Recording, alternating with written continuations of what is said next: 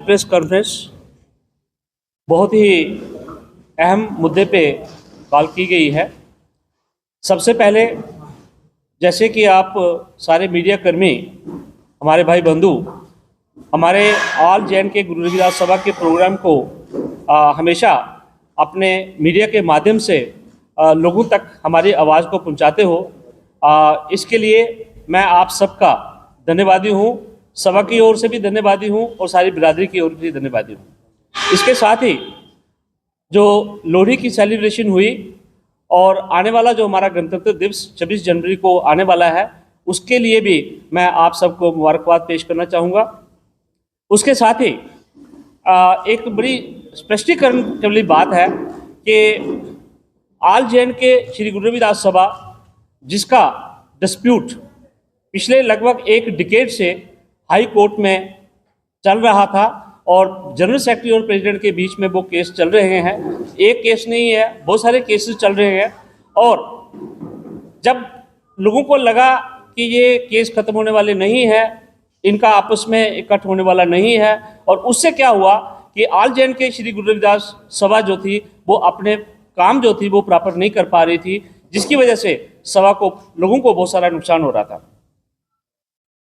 Constitution के मुताबिक, जो कॉन्स्टिट्यूशन हमारी जम्मू कश्मीर रविदास सभा का है, उसके मुताबिक जब भी सभा में कोई डिस्प्यूट हो, उसको उस डिस्प्यूट को ख़त्म करने के लिए एक जनरल बॉडी की मीटिंग जो है वो कॉल की जा सकती है। और उस मीटिंग के दौरान जो 29 दिसंबर को हमारी मीटिंग हुई, जिसमें आप सब लोगों ने उसको कवर किया, उस जनरल बॉडी की मीटिंग में पीरन जी जो हमारे फॉर्मर प्रेसिडेंट थे और श्री एम.एल. बनालिया जिन्होंने रिज़ाइन दिया, उस दिन हमने उन दोनों को आउट कर दिया। ये कॉन्स्टिट्यूशन की प्रोविजन के मुताबिक हुआ।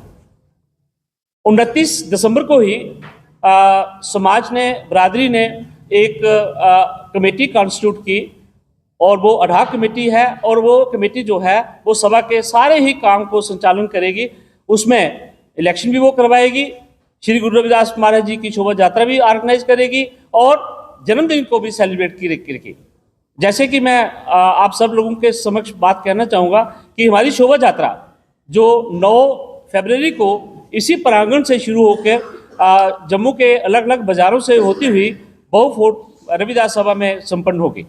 और दूसरा जो हमारा प्रोग्राम है मेन, जो जन्म प्रकाश उत्सव है, वो 12 फरवरी को होगा, वो इसी प्रांगण में होगा।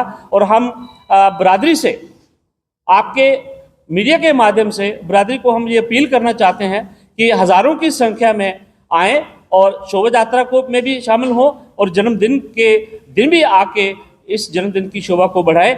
और दूसरी बात, जो सोशल मीडिया में एक बात चल रही है कि लोग ये कह रहे हैं कि ये काम नहीं कर सकती, जो वर्किंग कमेटी है, स्टे है। मैं आप सब लोगों के सामने ये बात कहना चाहूँगा कि कोई स्टे एक्शन, जो हमारी बॉडी बनी है अडॉक बॉडी, उसके ऊपर कोई स्टे नहीं है। स्टे अगर है, कुछ लोग जो हमारी बरादरी के प्रोमिनेंट लोग हैं उनको रिस्टेन किया गया है, उनके ऊपर भी स्टे नहीं है। रिस्टेन किया गया है, वो इस प्रांगण में नहीं आ सकते, ये कोर्ट की वर्डिक्ट है।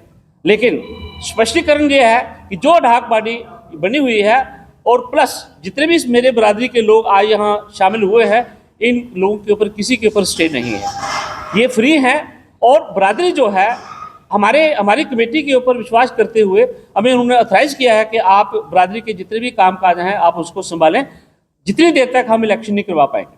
तो इसी कंटेक्स्ट में मैं बात स्पष्टीकरण से कहना चाहूँगा कि बरादरी को मैं अपील भी करना चाहूँगा कि किसी कोर्ट के आर्डर के ऊपर आपको डरने की ज़रूरत नहीं है। हम फ्री हैं, बरादरी फ्री है, समाज हमारा फ्री है। अगर स्टे है तो चंद लोगों के ऊपर है, बरादरी के ऊपर स्टे नहीं है।